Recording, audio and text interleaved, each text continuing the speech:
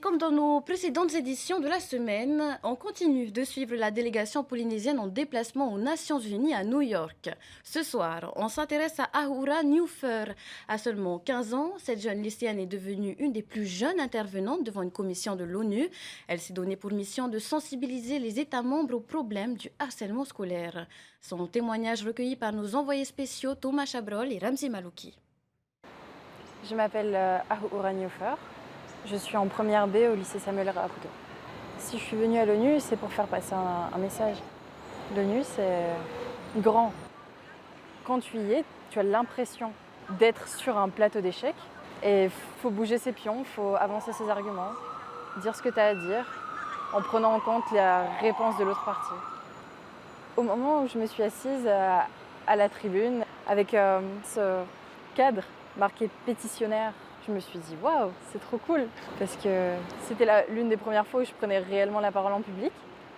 Je pensais que ça allait me stresser, mais j'étais juste très heureuse d'être là et puis de voir tous ces gens qui étaient si différents. Et je me suis dit que c'était fabuleux d'avoir autant de personnes qui portaient attention à tes mots. I now give the floor to Mr. Tuanui Ahu Raiterai Newfair. Love has always been given to me, but it's not the case for everybody. J'ai commencé par prendre les mots-clés qu'on peut retrouver dans tous les discours, colonisation, décolonisation, éducation, maohi. Et après, j'ai cherché des mots pour essayer d'expliquer ce que je ressens et puis ce que j'ai pu voir de mes camarades.